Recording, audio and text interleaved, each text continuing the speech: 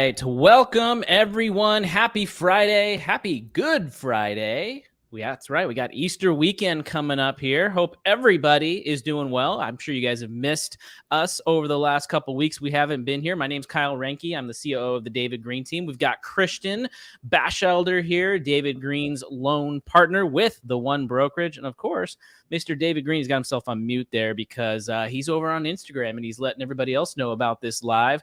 You can see he's repping that new Spartan League grunt style t-shirt. Looks pretty sick. I know his muscles are looking really ripped right now. Christian, how are you doing, man? Doing pretty good. Happy to be here. Always fun. Yeah, so for those of you that are joining us, Christian is going to be doing a quick show of the new DG's World. That's the Discord server, and he's going to give you a little bit of the peek behind the curtains of what that looks like. And a little bit later, David and I will tell you how you can get access to that. Do us a favor in the comments. I know we got 30 people here so far starting to come in. Let us know where you are from and where you're watching from today. I know Danelle says that new intro, go cray. That's right. Happy Friday from Napa. What's going on, Dora? Good to see you. Daniel Flores, you the man. David, he is the man. He's looking really good today. Happy Easter to you, MM. Lydia from the Florida Keys. Happy Good Friday. I watched a YouTube video on the Florida Keys. What part of the Florida Keys are you from? Are you from Key Largo, Key West? I'm kind of learning a little bit about it. It's kind of fun. Noah, what's going on from Anchorage, Alaska? Danelle representing PDX. Good to meet you. Dito from Maryland. We got Pickle Chin Head AAA. I like that. Are you a pickleball player? From Peoria, Central Illinois. Oculus from Atlanta, Georgia. What's up, Maria? Hanging out from Seattle. Giving Christian the short out. Norman from Aurora, Colorado. Greensburg. We got Atlanta. We got PHX in the house. Jason, my man from the Spartan League, saying what's up all the way from Maryland. Also, Angela from the Spartan League saying what's up from Pittsburgh, Pennsylvania, doing her cold plunges in the morning and her power squats. What's going on? Roblem Solver. That's a cool name. If your name is Rob, that's a cool name. From Rhode Island.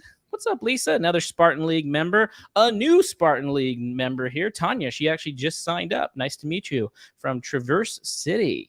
We got John Bear from Central PA. Pittsburgh, PA, or CA, sorry.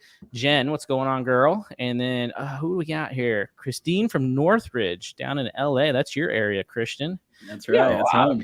Yeah. Man, people are all over the place. We got about 55 people so far. We got Maui. We got Jimmy. Hopefully you're wearing your grunt style shirt if you got it.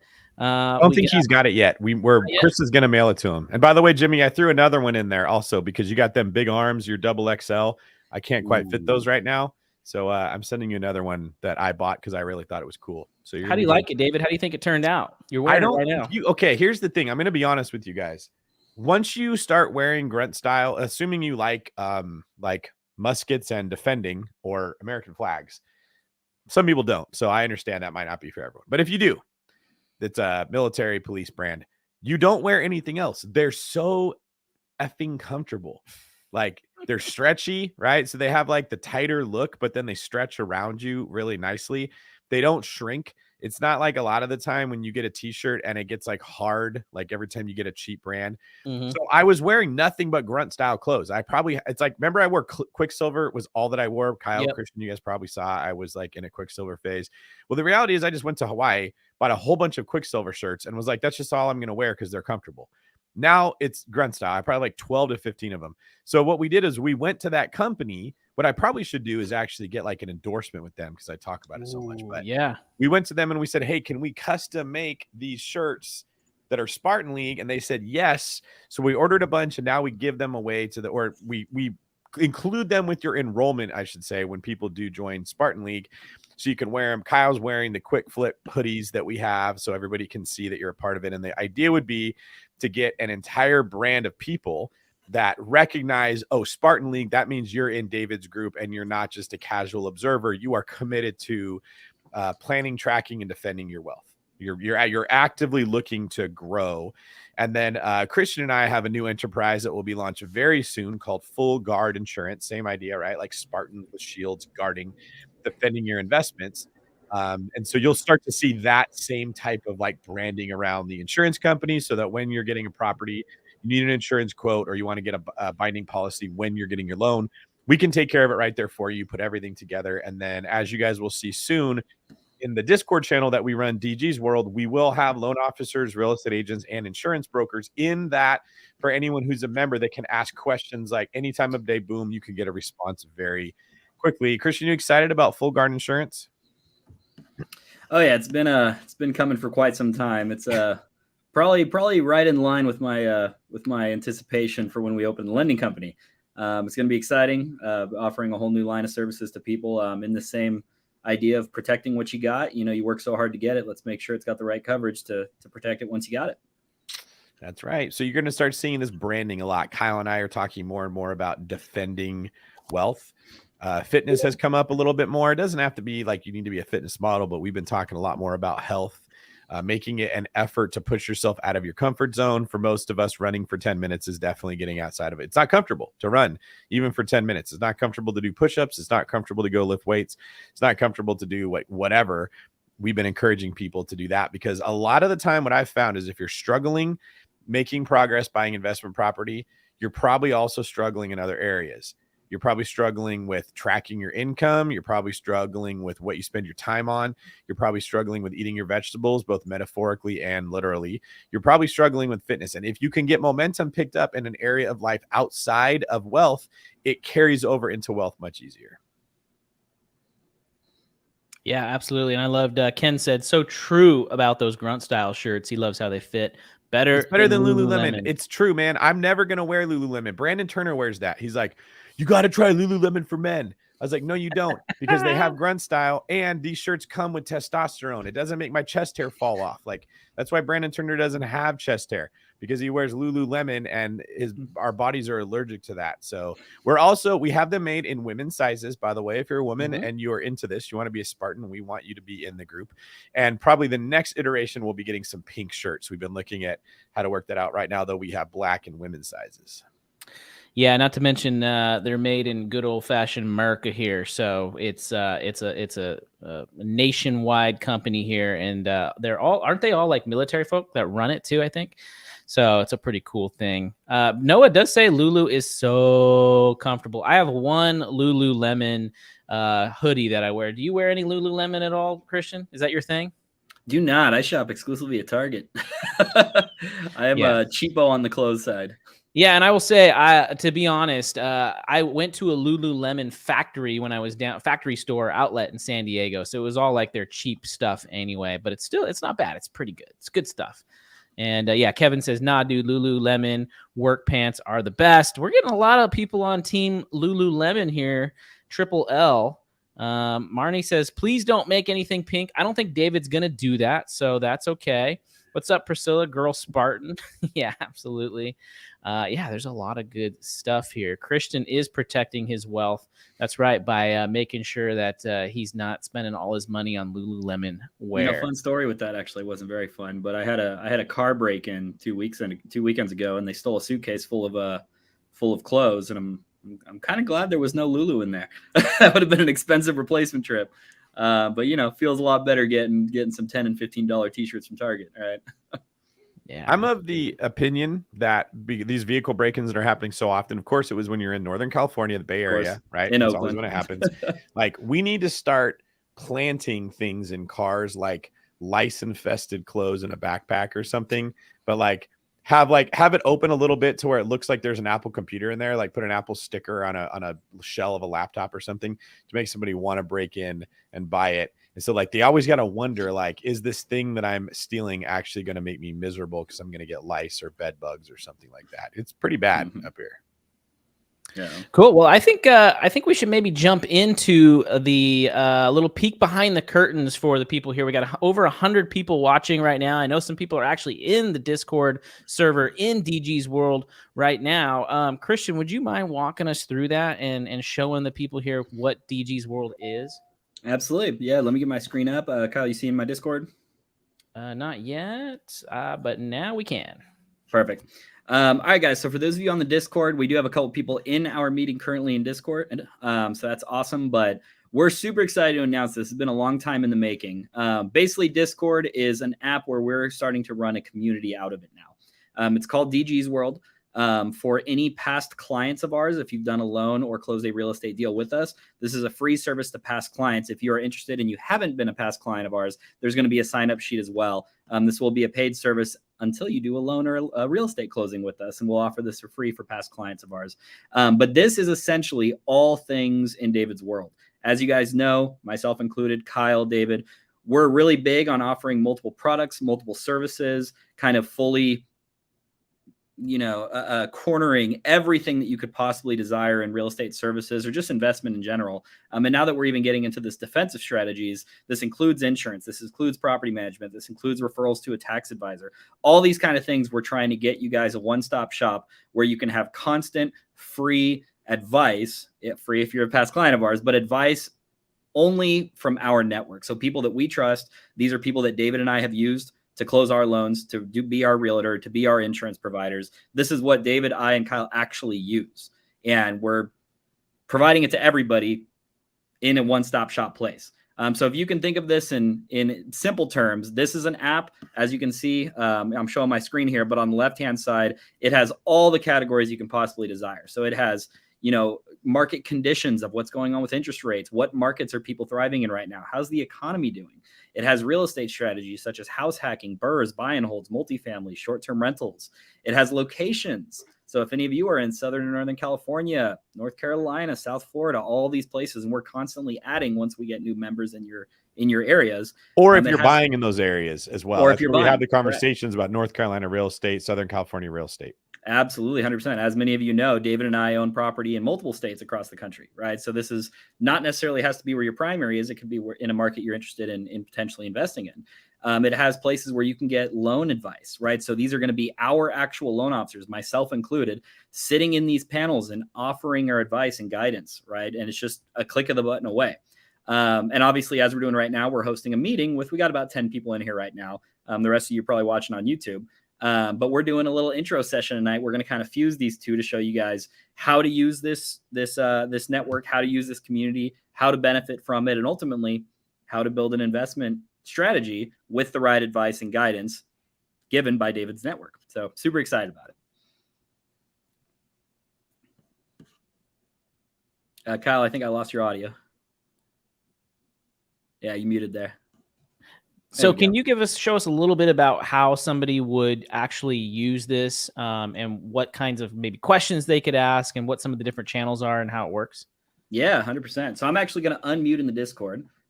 Hey guys, those of you in here, now you guys can hear me as well. We're on the YouTube live if you guys want to check out David's YouTube. If you're on both of them, just mute one of them so you're not hearing me twice.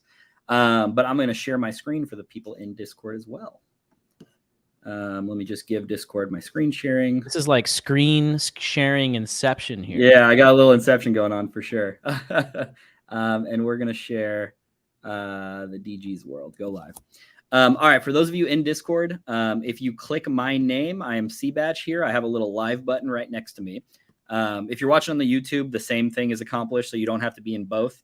But click my name, click watch stream. The button will be right here. Obviously my screen just says you're streaming, but that button for you would be watch stream. And you can see what I'm doing actively on my screen as well. I'm also sharing my screen on the YouTube live for those of you watching there.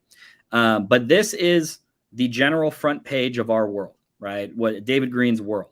We got little welcome messages, but ultimately what I want to draw attention to is as you scroll down on this left-hand side, each one of these topics are a text thread. Okay. So say, for instance, I wanted to read a little bit about buy and hold. I would come down here to real estate strategies, click on buy and hold, and there's a whole forum where people have started talking. This is a brand new server. So the people who are in here are the first people commenting. Pretty exciting. But as you can see here, Randall's one of our loan officers was sitting here explaining interest rates on a buy and hold and talking about a buy down product and different unique things. This did not take needing to schedule a consult with the loan officer. This was real-time responses from our teams. Same thing with our multifamily. Right here, you have a bunch of people talking all things multifamily. right? So these can be anything from locations you're looking in. You can see we had somebody who was asking about a project in Kansas City, Missouri. Super exciting, right? This was a 22 unit project and talking about how this may work and different ways we can finance it and what down payment requirements are, right? We have a short-term rental thread. I don't have to go through each one, but I think you guys get that. If you want one place where you can go to and have all your different categories broken up to not only take part in these conversations, but you can be a lurker as well. You can be just reading what other people are saying. The advice and knowledge that's just going to happen by diffusion is going to be exponential. On top of that, we will host regularly occurring meetings where you can meet with me. You can meet with our lending team. You can meet with our insurance sales team. You can meet, potentially David's going to do a couple meetings in here, Kyle on the real estate team, and it's all happening in one space where access is granted for everybody in our network. So come in here, make use of it. There's nothing that you can mess up. There's nothing that, oh my God, I have to be afraid to mess with something with the server. Get in, get comfortable with it. When there is a meeting like we're hosting right now, hop in, come talk to me after we log off of the YouTube live. I'm going to stay behind for the people in the Discord, and we're just going to talk shop for a little bit. They're going to ask me about loan products, interest rates, insurance, everything. And we're going to do some tech guidance as well if you guys have some struggles in getting kind of acclimated to Discord.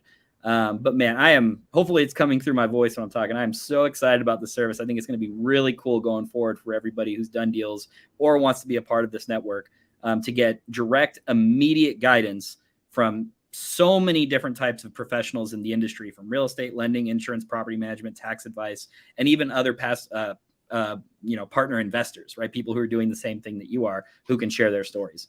That's a little bit about it. Super excited about it. It's going to be cool.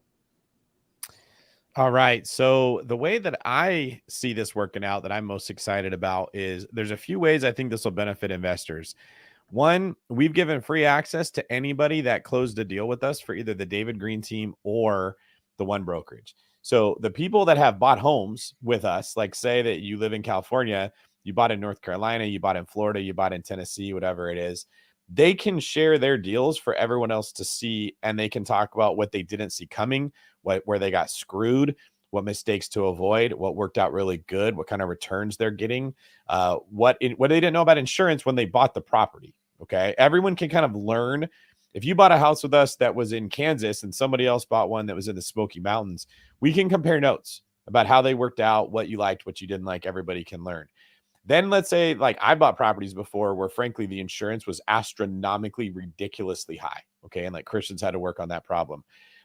I will share that. And then other people could say, oh, that might be a problem with my deal. How do I avoid it? Well, we've got an insurance broker in there that you'll be able to talk to, that will be able to look up for you. Like say you wanted a quote on a property you're buying, or you were concerned about if the property in this specific area might have certain problems. Well, you can ask the insurance broker. You don't have to send an email and hope that they see it. You don't have to schedule a phone call with them. Ideally, you just tag their name, ask them the question. They get a notification. You get a response right away. Maybe you say like, oh, I wouldn't mind buying a house like that. How much did it cost? That was only $300,000. You could talk to a loan officer right there about a DSCR product and find out like, would I be able to use a DSCR loan on this? Would it cash flow enough? They can look into it, give you an answer. So you're getting both sides of like what's happening in the real estate space, what's working, what's not working. Then obviously questions pop up. That's usually where you got to wait till the next time you see one of us and try to ask us the question. You got to catch us at something like this. If you're in the community, you're getting answers right away. And then we're starting to see people have questions about certain topics. We need to bring those experts in to monitor the Discord channel to answer those questions, right? We'll have agents in there. So if you're like, well, I got a property under contract somewhere, my agent's not doing something, you'll have Kyle, you'll have Johnny, you'll have other people that are agents on my team that'll just be like, yeah, if it was my client, I would do this. Now, hopefully we're hoping that when you recognize they're good, that you're going to use Kyle, use Johnny to sell your house.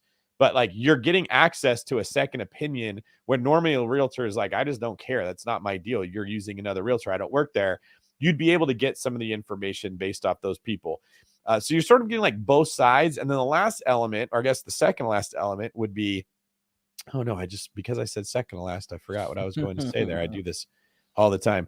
The last element would be the actual videos that Christian talked about, right? I remembered that. Like you're going to get access to us giving training, talking about stuff, having conversations with the members, which is pretty invaluable.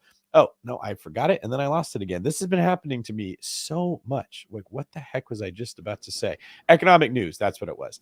We're going to be posting stuff that we're seeing with interest rates, with what the Fed's doing, with banks closing, with AI, like all the kind of stuff we talk about here. let's say you come to a live and you're like, I wish that we talked more about AI. How could I use it to help me, or is my job at risk? That's a place conversations are having with a lot of different people that are following the same thing. So the idea would be you're in there, basically you just open Discord and leave it running in the background of whatever you're doing. So whatever you're working on, you have Discord in there, and you can very quickly fire. It's like a text message, but even faster, because you can use all of your fingers instead of just your thumbs.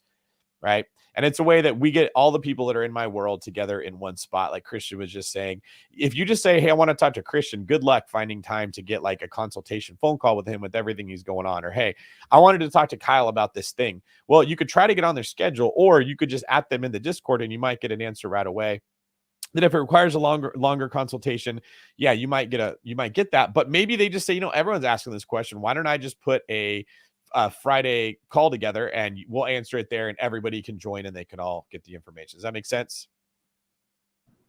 Yeah, and I can speak from myself personally. I am actively monitoring the Discord. Exactly like David said, it's very easy to just have going on in the background. Obviously, I'm not going to have a 30-second response time, but if you guys throw something in there and at me, I will see it by the end of the day. I will respond. I will get you guys answers. I will get you guys guidance. If it's just, hey, I don't know what my next step is, right? Like, let's go through a little bit of a situation finding, right? And seeing what you got going on and seeing where we can get you to go. Whether that's your finances or how do I protect the property, anything. I mean, this is really supposed to be a one-stop shop of, if it has to do with the world of finance or real estate, there is somebody in this Discord that's going to give you help. All right. Yes. Well, yeah, that's cool. Why don't you show people a little bit of like what some of our threads look like so far, like the general thread, the photos. That'd be kind of cool. So I want to actually shout out Johnny, who's on your real estate team. Where was this conversation that him and Andre with Next Door Properties here, who's one of the investors in our network, are having? I mean, this is Johnny. So David posted a comment yesterday saying, what are the group thoughts on whether or not we're heading into a recession? This is obviously a very highly debated topic right now. And look at these responses. I mean, these are people talking about how this is similar to 2001 to 2008 and what's different now. We're talking about the Fed interest rates and where they need to be to actually start tempering inflation. I mean, these are like serious conversations. As you can see, Johnny here is posting, graphs and charts supporting his information. I'm not saying you guys need to understand everything, but if you're in a room where this kind of stuff is happening, you'd be shocked at how quickly you learn. I mean, I learned stuff from Johnny just with these comments he's making. I'm like, man, I know my stuff really well. I'd put myself in the top 1% of like financial literacy in America. And Johnny's teaching me stuff just with this conversation that he's going back and forth on with one of the people in the Discord, right? It's just one of our community members. So, I mean, this is, I can't think of a better solution. And once again, this is very new. So this gives you guys the opportunity to get in when these budding conversations are just happening. You don't have to look through years and years and years of posts. This is something that we just created, I want to say 2 weeks ago. It just happened. So it's such a cool opportunity to get in and get our time and get our knowledge and get our resources when it's still so new, and we can give you more of that service, more of that availability, more of that information. It's just, man, it's so cool. I don't feel like anything like this exists. And I want people to get in and use it and just see what you can get out of it and how quickly it would help you really propel your investing journey. Yeah. Discord is so good of software. I don't know if that's the right way to say that. I sound a little bit like Joe Dirt trying to talk right there. It's such a good computer. We use it for all of our companies. So if you work on the one brokerage, you communicate with the processors with your file through Discord rather than sending emails or blowing up someone's phone with text. You add other people in the company if you have specific questions to them, and they get notified. Our real estate agents talk to our loan officers all day long in real time in Discord. That's why we're doing this, because you can communicate incredibly effectively and quickly without jumping from email to phone call to text message to Slack, right? Like, we kind of do everything all there. So this is just another way that these people that are already in Discord all the time doing their job will see your questions coming in. Like when they get a break, they probably like to go talk to you instead of just talking to underwriters and compliance people and solving those problems. 100%. Yeah, our teams, like David said, we obviously it's in a separate server, but we have a Discord team for the one brokerage. We have a Discord team for the David Green team. So they're in there doing their jobs anyways. And if they get a notification from one of you guys in the server that they're already using to do their job, think of that response time. It's immediate. I mean, we're here, we're ready to help, we're ready to guide, we're ready to give, advice and anything that somebody's asking for. It's the server that we're already in anyways. Yeah, and we do have, I just saw someone said, is the Discord searchable? If you've already closed a loan with us, email Christian if it was a loan and Kyle if it was a real estate deal, and we'll confirm that. We'll send you an invite. If you haven't done one, that's no problem at all. It's super cheap to get in. It's just $99 a month. So I put the link in here. Copy that link that's in the comments and go to that page, and you'll get an invite once you fill that out. And I think what he meant too by is it searchable? Can you go into Discord and like type in a keyword like recession? And so yes, it is searchable. You can go in and type in a keyword, and then it'll pop up any comments or discussions that have taken place under that search. Yeah, 100%. If you're asking if the Discord is publicly searchable, like if it's findable on Google, that is not true. You do need an invite-only link to get it. Kyle's posting right now for the Bitly link. If you have not signed up with us, if you have done a loan or closed a real estate deal with us, the invite is in your inbox. We have sent it out to everybody who has closed or funded a loan or a real estate transaction with us. If you have and you have not seen that email, search for Kyle. Just search your inbox for Kyle. You'll see it. If you still can't find it, if it's in spam or it got deleted or whatever the case is, reach out to your representative. So your loan officer, your realtor, whoever it was, all of them have links. We can get you in here. I like Raul's question here. He said, so now it's new. So there are a small number of members and comments, and it's great. But how do you plan on keeping up when you have thousands of members? First off, I don't know we're going to get to thousands of members. However, that would be awesome. If we get to thousands of members, that would be the best thing that could ever happen, because that means it's now generating enough revenue that we could pay people full time to just sit in here and answer questions all the time. Right. Rather than a person who's like a real estate agent who's doing this in between their work, or a loan officer. If we had thousands and thousands of people, we could go pay the best minds in the industry to just be monitoring this. Like, I've already got a couple people in mind that would just cost more money to have in there than you can pay them for $99 a month. That's not really feasible. So it's all of us that are kind of doing it. If it gets to be big, we would be bringing in guests to speak. Christian and I and Kyle would be in there much more often. We'd be having like people that monitored it all the time. We'd have really good people in there. I'd be able to pay experts in the field of different things to come in and teach on stuff. Like, I think that would be the best case scenario for everybody, is if we had more members that joined it. To add a note to that as well, without sharing the amount of staff that we have currently, like I said, this is the service that we use to run our companies anyways. So, I mean, the one brokerage has over 100 people involved with us. We have enough people to monitor it, and there will be people ready and responsive to answer questions. Obviously, in the case we get 100,000 subscribers, as David said, we will scale accordingly. And if there is ever a drop off in response rate, no, that will be immediately remedied. But yeah, as of right now, we have quite the feasibility for scaling and growing this thing with the current staff that we have. Max Rogov says, I'm interested in the North Carolina market. Does David have a green team on the ground? It is incredibly difficult to put real estate teams in other states. We've tried this in Maui. I've tried it in, I can't remember the other place. It was very, very hard. The only one we've even, what's that? Scottsdale, I think. Yes, we tried it in Arizona, and we also tried it in Georgia for a period of time. The only place that it's ever worked was in Southern California, which was still California, but we just had the right partner. So rather than trying to put real estate teams in different areas, which I spent years trying to get off the ground, what we're doing instead is looking for like people that we've closed deals with. So I've bought houses with agents. Christian has bought houses with agents. When you're in there and you're like, hey, I want to buy in a market, the idea would be you at one of us, we connect you with the agent that we already know, or someone. Like, we don't want the members to just be like, oh, I'm an agent, you should use me. In fact, we won't allow people to do that. We don't want you getting solicited by, because that's what happens. You start one of these and all these real estate agents join it trying to look for business, right? Yeah. The idea is it's DG's world. You're coming there because you want to work with people that I would know, right? So we would either give you advice for how to find one, or if we have one, we would connect you, or if we can, we would find one for you and make the connection. What was the other thing I was going to say? Oh, Johnny is licensed in North Carolina, though. That's what I was about to say, because he buys a lot there. So we had Johnny get licensed. He's a broker over there. He can represent clients buying in North Carolina. He buys investment property himself, so he knows that market pretty well. And as this grows, we will get more and more people doing that, right? So like the one brokerage is pretty close to being licensed in all 50 states if we're not there. Same for insurance. It's getting very, very close. So like the idea would be, no matter where you are in the country or where you want to buy, we've got a hub that can help you in that market. Yeah, and I will say the one brokerage is licensed in North Carolina, so we could do your loan there, and we absolutely have referral partners out there, just like David said, of people. Once again, I want to just reiterate what David said. This is not a forum to solicit clients. This is a forum for you guys to get guidance and advice from our world with people who we've checked the boxes with to make sure that they're going to service you well. We have referral agents all over America, whether or not they're on David's team or not. We can assist you, right? At the least with the loans. So yeah, I mean, if you're interested in anything, get in the Discord, reach out, get access to our referral network, get access to our loan products.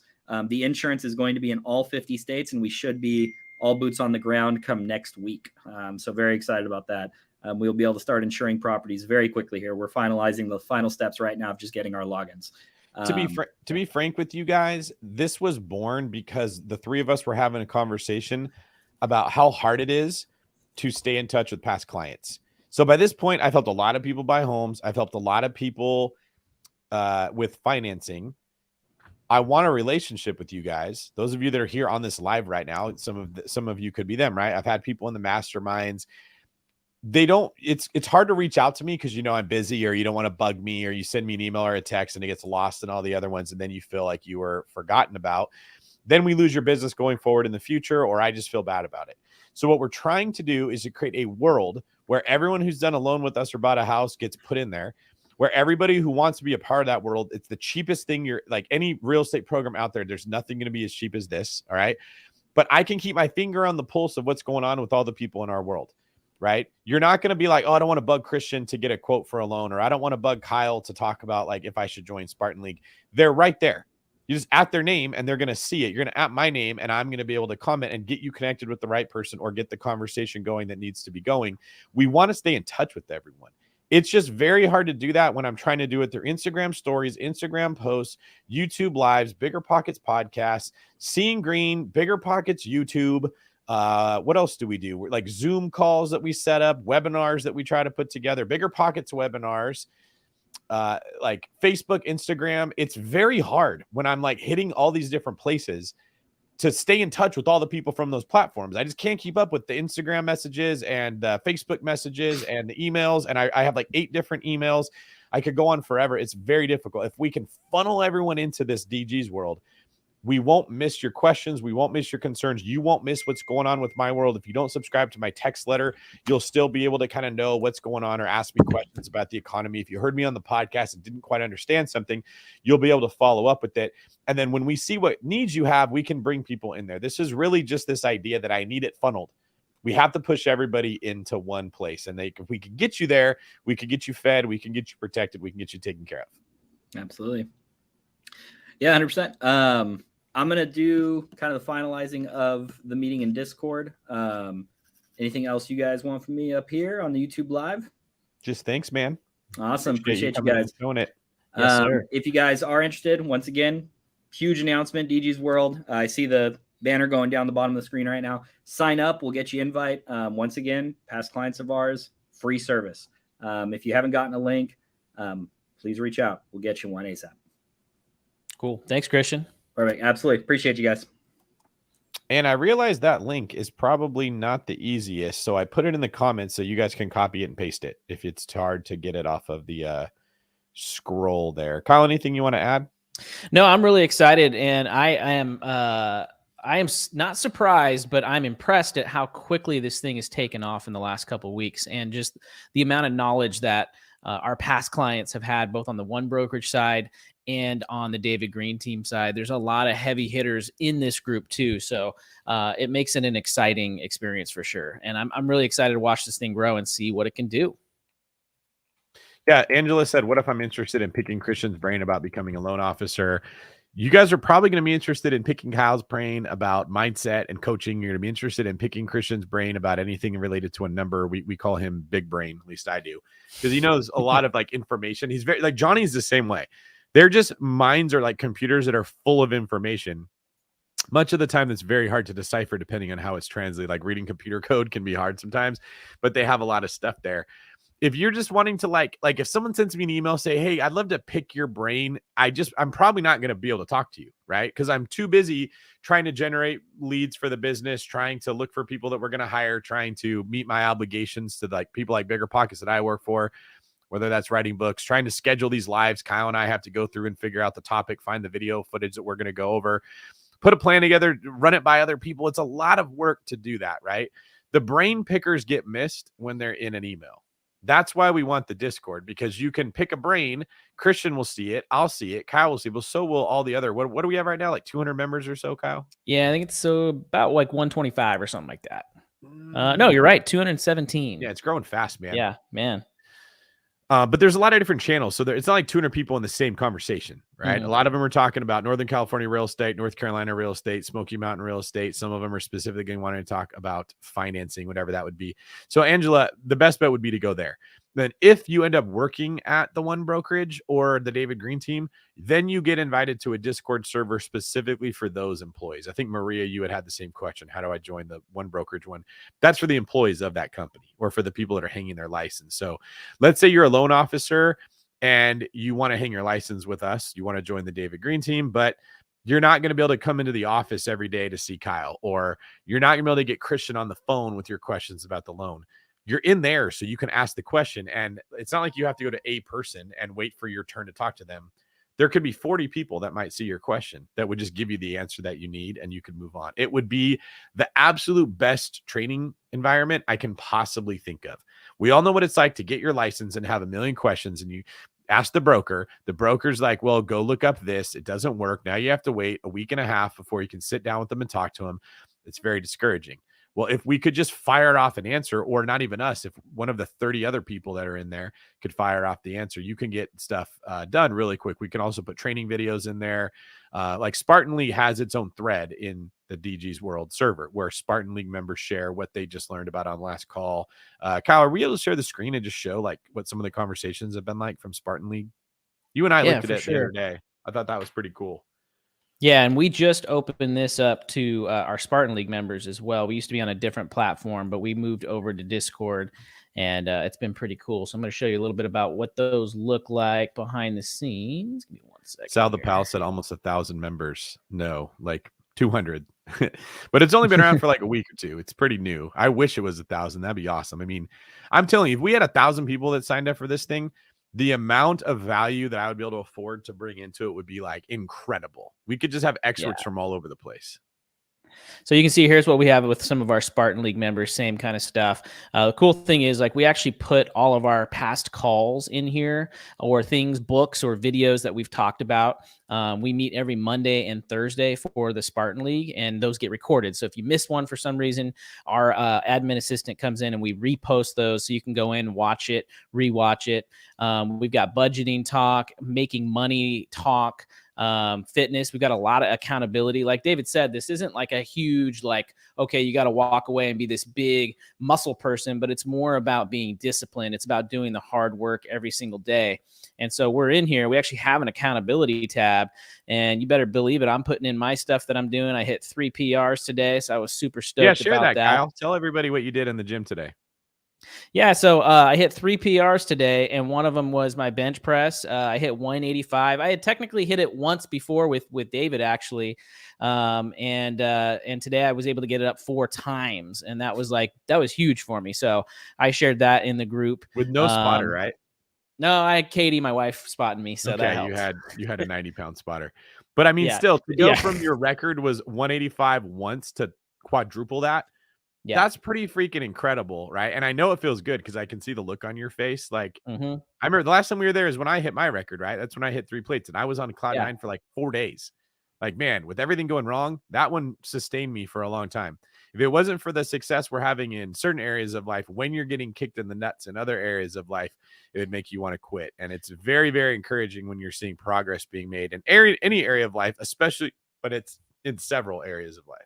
Yep, that's exactly it. And the cool thing is, like, we're in here cheering each other on about the progress we're making. But then we also have, like, anytime someone makes a book recommendation, they drop it in here. We're actually thinking about getting a group wide channel or Audible account where we all share and access the Audible account, and we all listen to the same book at the same time.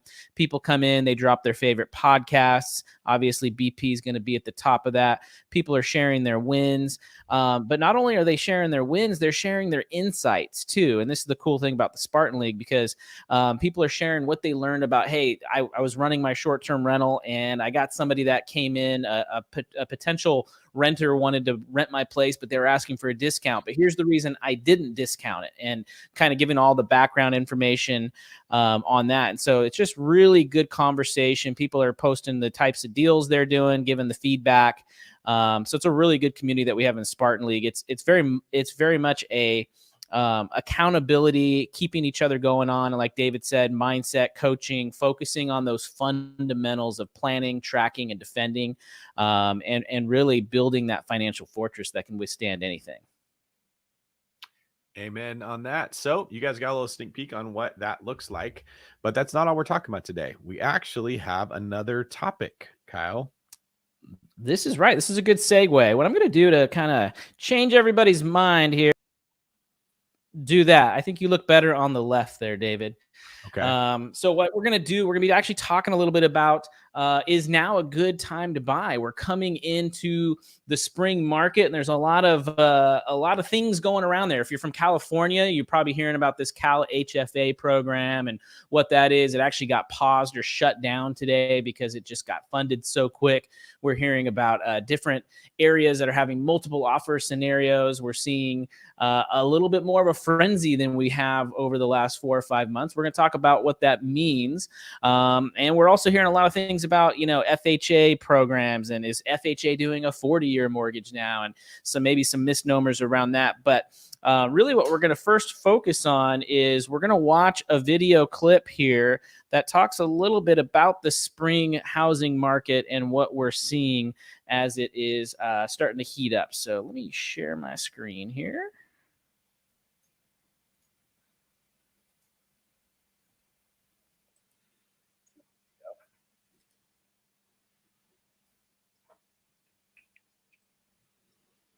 As you see it.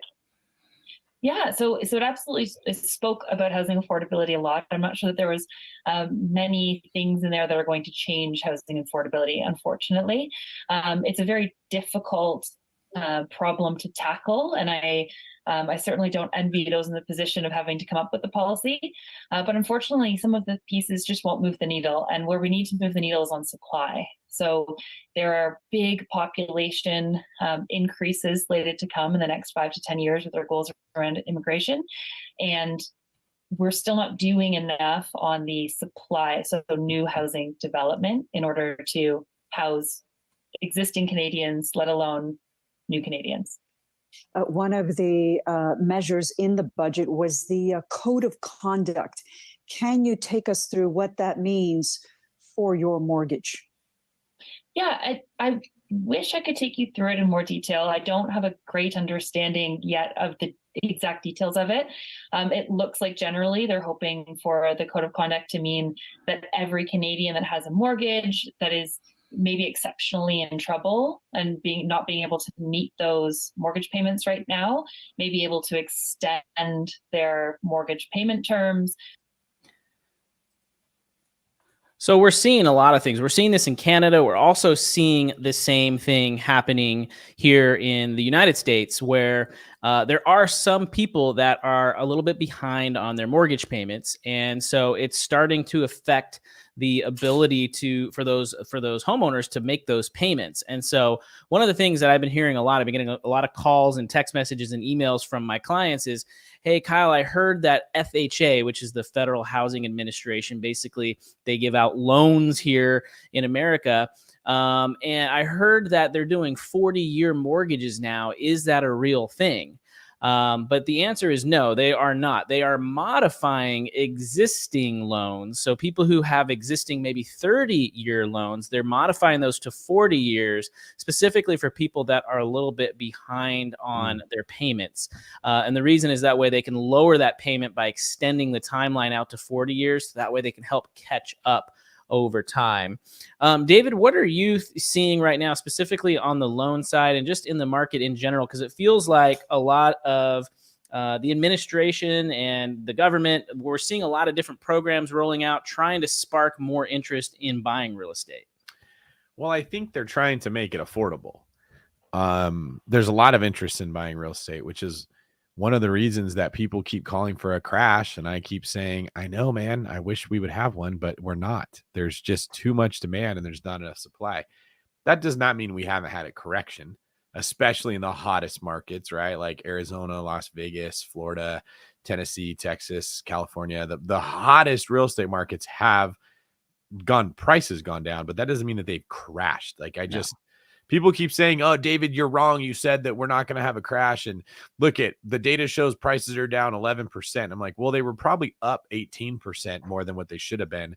That's a correction. That should be happening. That's not prices going down by 30 or 40%, like a crash. The reality is people are still buying real estate because, in my opinion, there's nowhere better to put your money.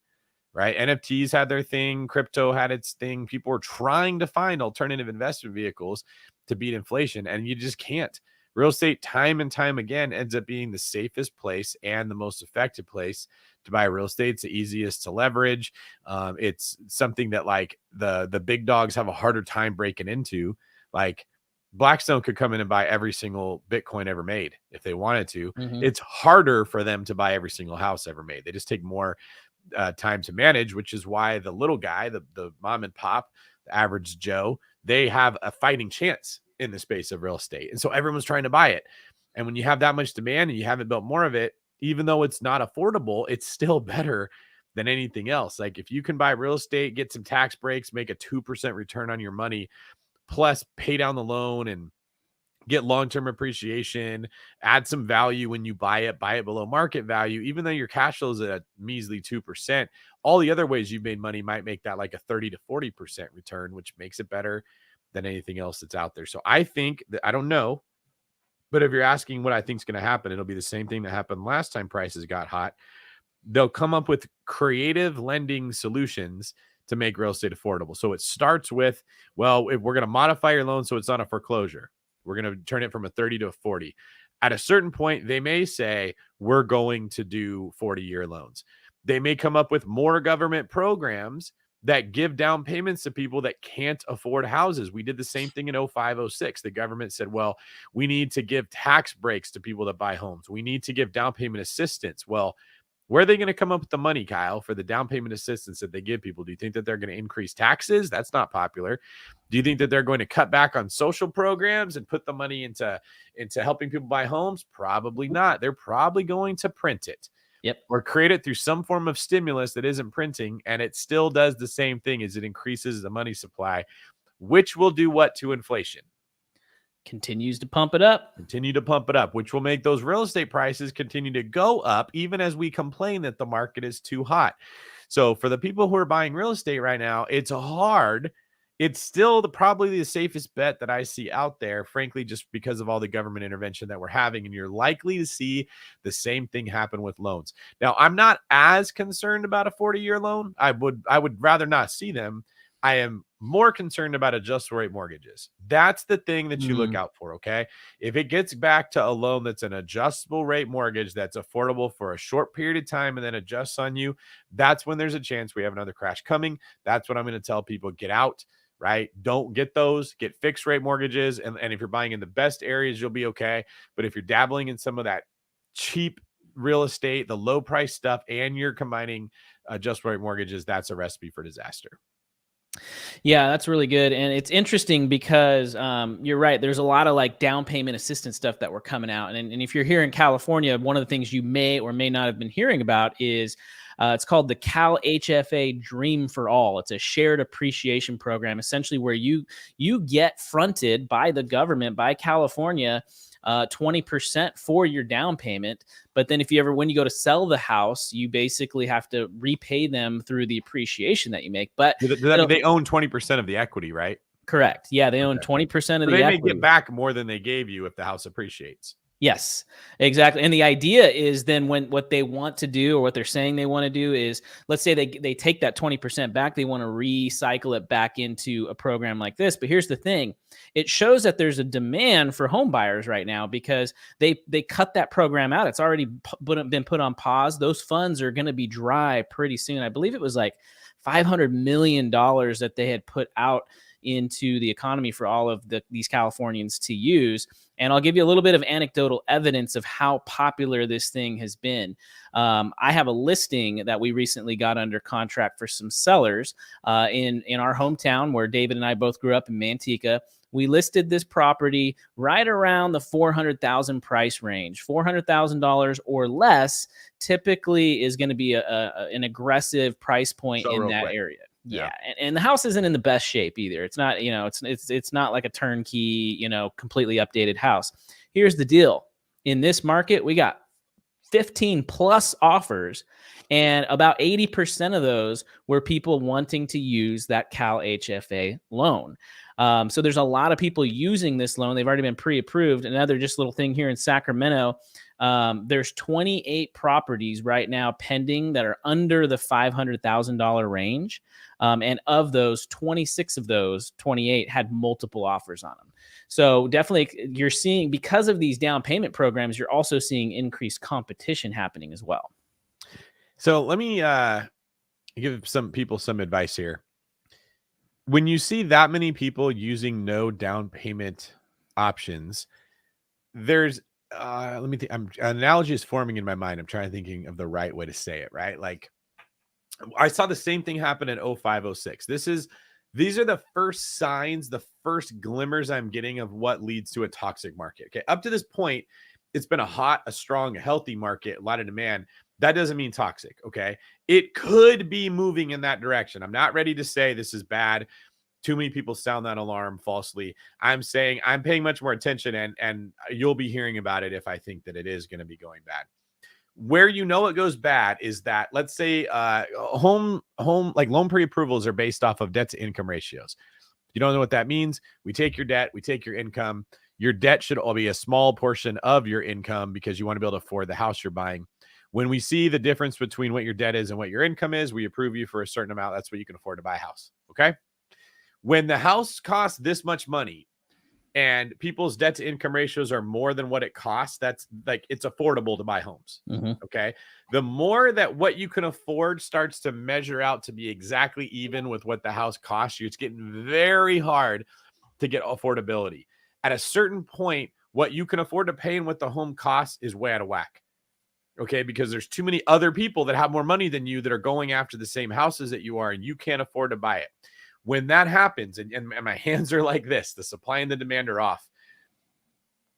If we just left everything alone, people with lower incomes wouldn't be able to buy homes. It's reality. It's how it works. Okay. Mm-hmm. Like, guys that are less than 6 feet tall probably don't get a whole lot of swipes on dating apps. It sucks. That's the way that it goes. Okay. People like me that don't grow hair, we're probably going to have a harder time getting a hot wife like Kyle's. Sucks. Just the way that it's going to go. But that's how the world works. Well, what happens is when enough of those people get pissed about it and they start complaining and they're resentful and they're irritated, they put pressure on politicians. Politicians say, we have to do something to make this fair. It's not fair that the guys are not getting swipes on dating apps that are less than 6 feet tall. So we are going to do something to give them an advantage. Okay. We're going to give them all shoes with stilts or something, right? Like, it's not smart. But what happens is these programs start rolling out where we are giving down payment money to people that don't have it. We are giving incentives to people that really can't afford it. It becomes very popular politically to do this. And you always see the same language getting wrapped up in it. It's not fair. It needs to be more equitable. Like the rich people are hogging everything. Like, it's always the same thing. Okay. Then they say, we're going to bring out this home affordability, dream, fairness. Like they throw all these words together in the name of this program, which basically means we are going to give loans to people that normally wouldn't be able to buy houses. We're going to decrease the credit score they have to have, decrease the down payment they have to have, give them some kind of a break so that they can afford to buy homes. That is the dangerous part. Okay, so this is what a home costs. This is what they can afford. They end up making up this difference with bad loans. Okay, you can't afford it, but if we drop your interest rate to 2% instead of 6%, you can afford it for the first 3 years. You see how that could create a problem? Okay, you can't afford it, but if we give you the money for the down payment, you can get close to it. Then you got to pay us that money back later. Well, if you weren't able to save up the money for the 10 years you had before that, what makes you think you're going to save up that money in the 3 years you might have to pay it back? You usually don't. Okay, that's what leads to toxic housing markets, because you're letting people buy houses that shouldn't. Like, just like you can't let a 16-year-old drive a car till they pass their driver's test. Well, imagine if the 16-year-olds couldn't pass the test and we just went out there and said, like, nope, this isn't fair. You need to let them drive a car too. Accidents would go up. The same thing happens in the housing market. So this is what I look at. I've said for years on Bigger Pockets, I will tell you guys, if I see from my crow's nest position at the top of the boat, there's going to be a shipwreck. That's one of the big things I'm looking for. Right now, there's DSCR loans. That doesn't mean they're bad. They're still 30-year fixed rate, and they still are based on the fact that the property should be able to pay for itself. Are homes expensive? Yes. But can people still afford them? Yes. We're still just giving out regular loans based on debt to income ratios. If it gets away from that, that's where I'd be nervous. So like Kyle's example here, they got 15 offers, and what do you say, like 80% of them or something? Yeah. It was a high percentage. They were all this Cal FHA loans, right? There's a ton of people that want to buy a house that really can't afford that house, right? And at a certain point, if those people all get homes, hopefully everything's fine. Okay. But if they couldn't afford to save up 3.5% to get an FHA loan, and they need to get that money from the government to be able to do something else, that could turn into something scary. That's why we're talking about it. Doesn't mean it is scary. Doesn't mean freak out. Doesn't mean sell all your real estate. Doesn't mean that everything's going terrible. It's still the best investment out there. If these things pick up traction and they become more and more common, and these loans start to get pushed into the mortgage-backed securities with the healthy loans, and you start to see more and more of these, if adjustable rate mortgages come back in, that's when I would be nervous. Well, that's big. Go ahead. Finish that point. Which is why you want to be in a group like Spartan League or in DG's World or following these, so you hear about that before it's too late. Yeah, and that was my whole point, right? That's why we started the Spartan League, because we don't want our members, the people we're banging the horn or banging the drum of, hey, listen, you have to make sure that you have good financial backing. You have to make sure you have sound fundamentals when it comes to managing finances, buying real estate. It's not something as like, oh, just get easy money and then everything is easy after that. Because if you weren't able to manage the little bit of money that you had, you're not gonna be able to manage this big asset that you're purchasing. And so it starts with the talks that we're having in the Spartan League around, we have to be smart around our finances. We have to be wise. We have to use sound principles. We have to know how to manage. We have to know how to track. Have to know how to, cut our expenses, figure out ways to get more income, and be wise and really strong entrepreneurs. So that is exactly right. And getting your financial education from places like this is very helpful. Did we have another video? We do. So let me share my screen here. This one specifically is going in what buyers and sellers need to know about the housing market heading into spring. So give me 1 second here.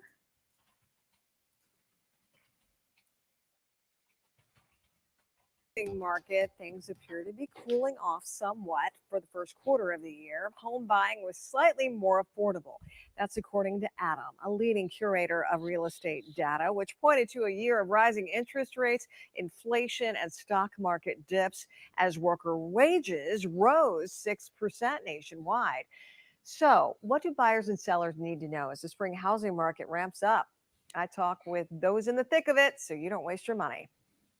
Sarah and Edric Miller got married in 2019 and bought a condo in Commerce Township. Now, with a nearly 2-year-old toddler and a 3-month-old baby, they're looking for a larger home. What's been the most challenging part of house hunting this go around? I would say just the initial thought of the interest rates. But they decided this spring was the right time to look. How has searching for a home right now differed from when you bought a home in 2019? The inventory is literally a fraction of what it was in 2019 when we were looking. we had so many more opportunities in 2019, as far as locations, as far as homes, as far as condos go. And now it's very limited. Now we're realizing we've really got to move quick because when something's available, we're not the only people that are looking. Sadie Caligari, a realtor for the Perna team in Novi, says it's starting to get busy. These are all the homes that are currently on the market in the sort of Novi Southfield area. More homes are going to be hitting the market Yep. and more buyers are going to be out there looking. Yeah. As it gets warmer, it's just what happens. Caligari recommends buyers get into the market soon as mortgage rates have dropped in the wake of recent bank failures. What are some creative strategies buyers can do to make their offer really stand out? One of them is called an escalation clause. So rather than saying, hey, Mr. Seller, we want to offer above what you're listing, but here's our offer, you can actually just say, hey, we're going to beat out any other offer by a certain amount up to a certain limit. Another tip, writing a family letter. What points should they hit in that letter? So you want to tell the sellers exactly why you love it. Why are you writing such a great offer? And what are you planning to do in the home? Also, consider offering a post-closing possession agreement, which essentially allows the seller to rent the home from the new purchaser to give them time to move. For sellers, Caligari says list your home as soon as possible. Some sellers may be thinking to themselves, gosh, I have so many things I need to fix about this house. I want to renovate. I want to do more landscaping. What would you say to them? Well, I would say to get really creative with some of those options. Caligari says look into a seller concession or a credit that you can give the buyer at closing so they can do the updates the way they want and you don't miss the market waiting for a contractor. Also, consider a coming soon listing where the property is not officially on the market, but will be listed within 30 days.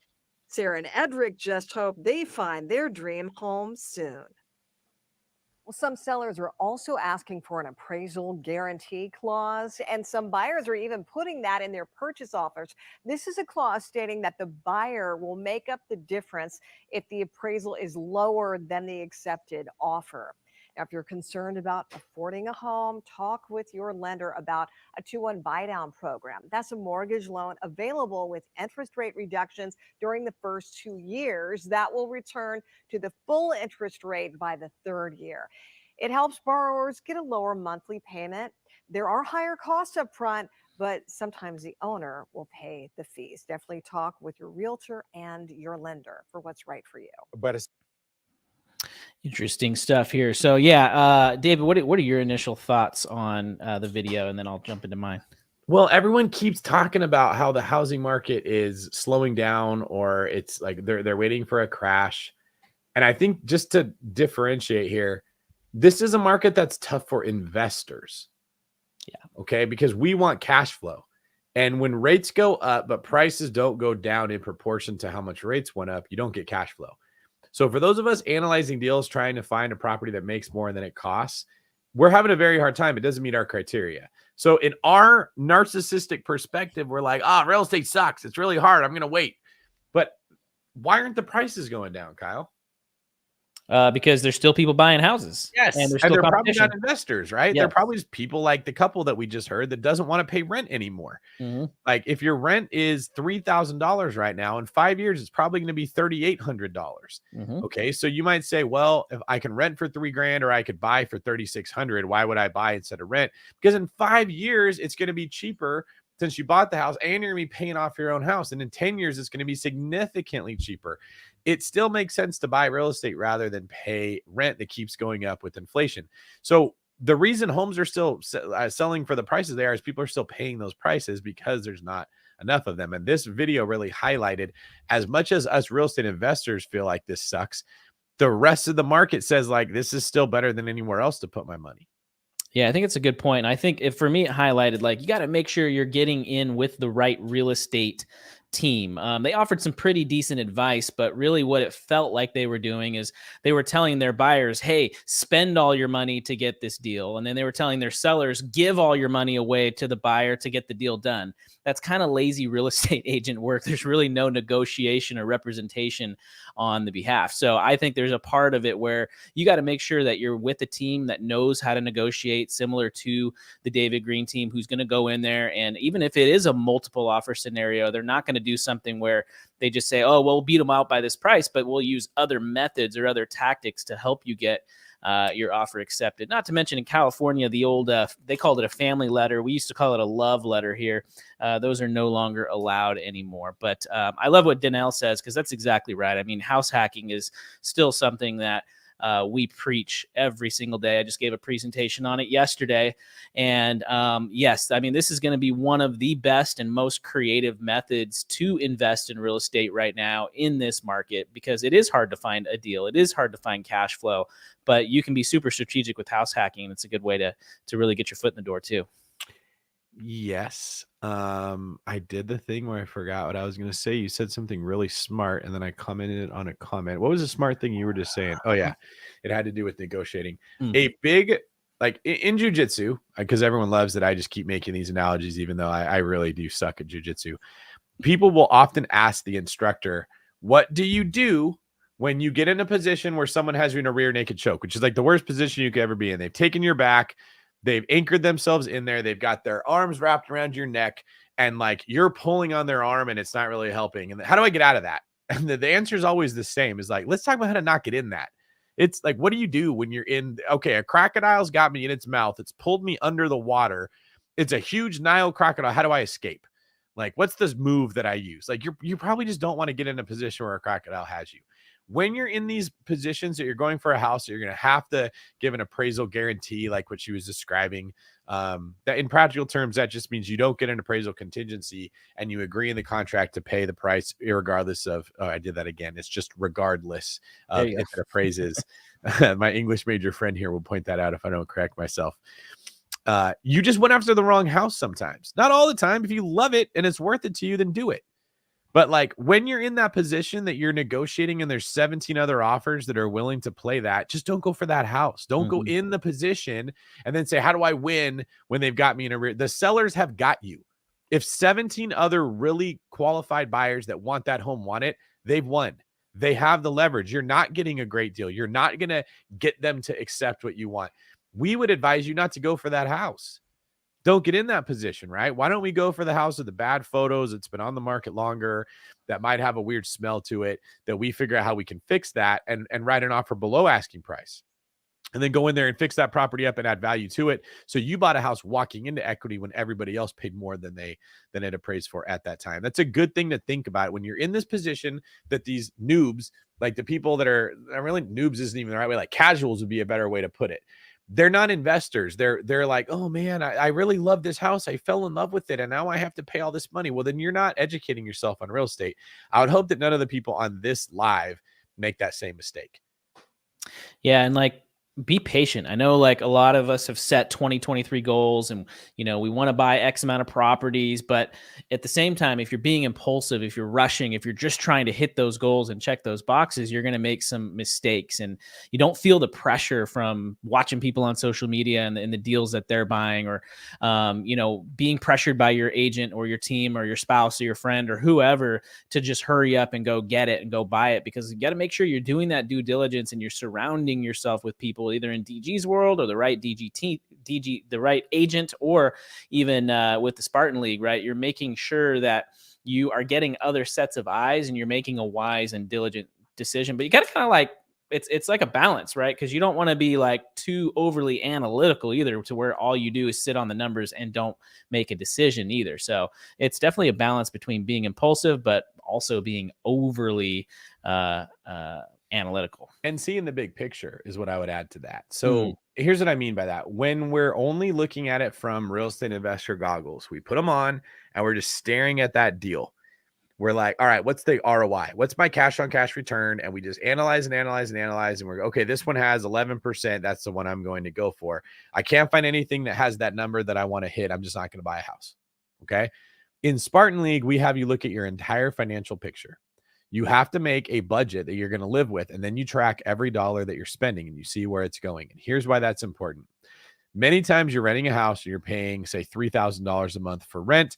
Then you have all your other expenses, and you've got this money saved that you're trying to put towards buying real estate, and it's just not working and you're getting discouraged.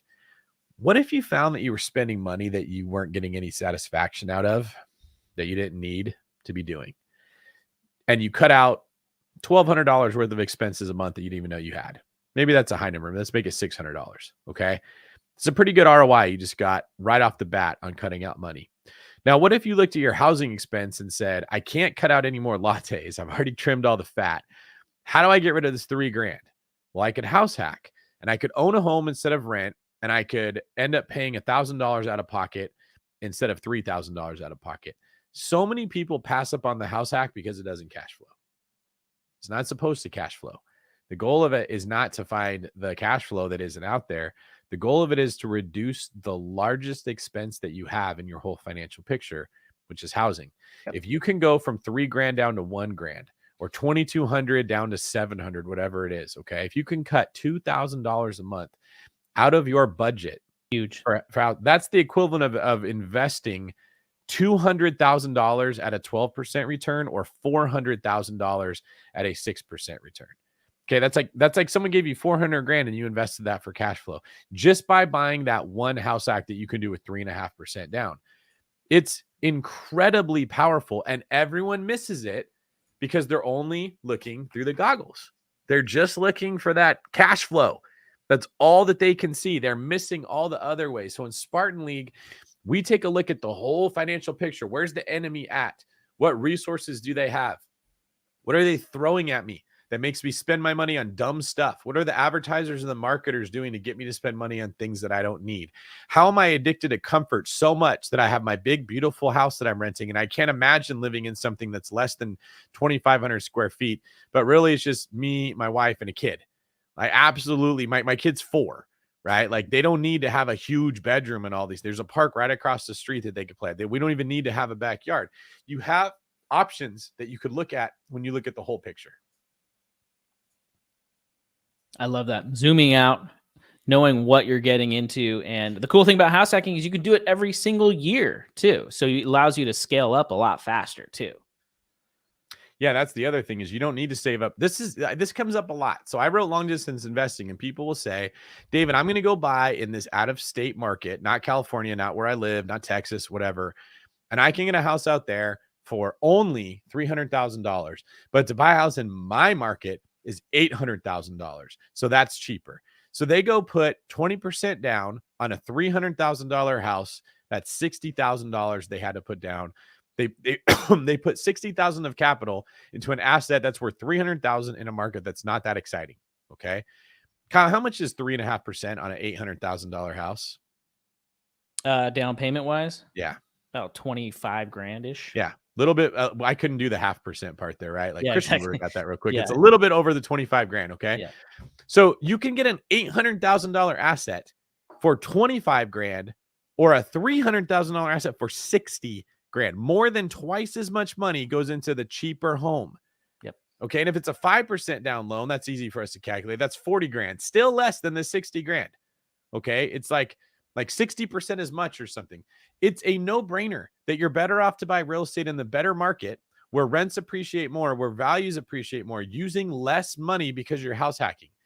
And house hacking beats long distance investing in almost every single category. I wish that Bigger Pockets would let me write a book on house hacking, because much as I love long distance investing, I love house hacking even more.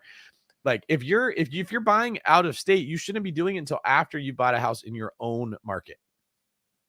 Yeah, you kind of pigeonholed yourself by writing long distance real estate investing, especially because I wrote it first. Yeah, and but now, I suppose though, if people wonder if I'm saying this, like if they can believe me, I'm the guy that wrote the book on long distance real estate investing, and I'm still telling you you're better off to house hack in almost every scenario. Yeah, and when David was at BPCon this last October in San Diego, he specifically asked, like, let me talk about house hacking as much as possible. I think 90% of the talks you did were on house hacking. Yeah, I always break everyone's heart. They're like, oh, I thought you were going to tell me that like there's a market out there where I can just crush it. And like, not as much as you're going to crush it buying in the market you live in when it's appreciating and rents are going up and you know it really well and you're eliminating your own housing expense. Yeah. And the other cool thing too is like house hacking allows you to get to kind of get your feet wet in other areas. You can practice midterm rentals on your house hack. You can practice short-term rentals on your house hack. I have clients that have done that before where they live in one portion of the house. They say, you know what, I got an ADU. I'm going to, practice this Airbnb and get some reps and see what it's like. So I'm going to do it here where it's safe. in front of me, and I can see this property every single day, and I can see what it's like and get some experience doing that, as opposed to them buying a house halfway across the country and trying it out. So that's the other cool thing too, is it allows you to be super creative with the methods in a less risky environment. Absolutely. I mean, these are the times where the fundamentals make a bigger difference than the new trend. But everyone's going to sell you guys on the trend. Yeah, all right. Do we have any other videos, Kyle? No, that was it for tonight. Oh yeah, cool. So we actually have some house hackers in the comments too. Rich Hilarious says he's building some walls for a new bedroom as he hears us speak. I love it. Mark, who's a Spartan League member, says planning on building a barn-dominium with 5 extra rooms, renting them out on his first home this year. That's awesome. Cool.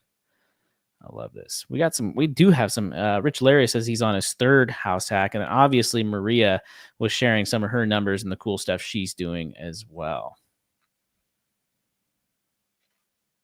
All right. Well, I hope everybody here gets to be with their family on Easter. If you're not, I'm sorry.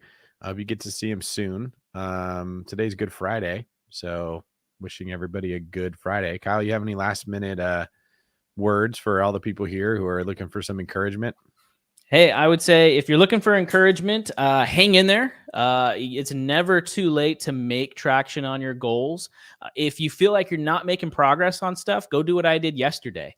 I felt like I wasn't making progress on some stuff, and I felt like I needed to make some progress. So I went in and I actually just cleaned my garage out. It was something I could control. It was something tangible. It was physical. I could see the immediate result, because a lot of times when we're talking about the stuff we're doing here, it's long-term stuff. We don't see the progress all the time. And so go focus on some small things. Go focus on just getting little steps done, things that you can see. And then who knows, maybe the next day you'll hit a PR on your bench press like I did today. Yeah, that's a great point. Like, if you guys are hearing us talk about this and you're like, well, that's good for Kyle, but I'm not in shape and I don't want to work out, I'm depressed. That's good for you guys that you could house hack, but I can't do that. That's good for you. But if you're feeling those things, lower your expectation of yourself. Okay. I don't want you thinking I have to go do what this person did. I want you thinking I'm doing more than I did today. Okay. If you didn't work out today, that means literally walking outside to your mailbox to get the mail tomorrow is more than what you did today. Okay. That's one of the rules that I put together for the workouts Kyle and I do. Every workout has to be harder than the last workout. Now, that doesn't mean as much as you think. It might be adding one more set, one more rep, one more exercise. It might be going up in weight just 5 pounds from what you did the last time and doing the same number of them. It incrementally increases in difficulty, but it is impossible not to get stronger if you do that. How can you apply that to your life right now? Can you save more money this month than you did last month, even if it's $25, just to get in the habit of tracking your money and not spending it on things when you get depressed, right? Like, my spending triggers are often when I'm busy. I'm like, it's just more convenient to do it. So I just do it. I don't even think about it. Like, can I break that habit by tracking my money? What can you guys do to make your life a little bit more uncomfortable? A 5-minute run, 15 push-ups, like anything that you're going to do tonight or tomorrow that you didn't do today, that you can make life a little bit better. It will start to improve, I promise. Yeah, that's a good point. I'll give you a quick story because I did the same exact thing last week. I was staying at an Airbnb in Phoenix after our Scottsdale retreat. And it was kind of warm. It was in the 70s, but the pool where we were staying at was freezing cold. And I thought, you know what? I'm going to go ahead and do a little cold plunge. I'm going to jump in here. I'm going to do a big cannonball, and then I'm going to jump in the warm hot tub and feel good after. And so what I did was I actually jumped. I did my cannonball and everything. It was freezing cold. All of a sudden, my body went to this just fight or flight. And I was just like thinking, I have to get out of this pool as quickly as I can. I was swimming as fast as I could. And as I was swimming out and starting to get out, I realized I'm kind of like just following my body's reaction instead of me controlling my body. And so as I got up, I said, you know what? I turned around. I said, I'm going to do it again. And I jumped in again. It was just as freezing cold. That shock of that fight or flight happened, right? But I forced myself to just sit and be uncomfortable for a little bit longer so that, you know what, I could show that my mind could still do it, even though my body was telling me every reason not to. How did you feel when you got out of the pool after the second time? I felt empowered. I felt like stronger. I felt like I can do more, probably a lot more uncomfortable things that I thought previously thought I could do. That is a great point there, right? You may have been hitting a hurdle with making progress in a certain area, but jumping in that pool helped you create some momentum that now what was a hurdle isn't a hurdle anymore. That's what it's about. We're talking about building momentum, and that starts off very small.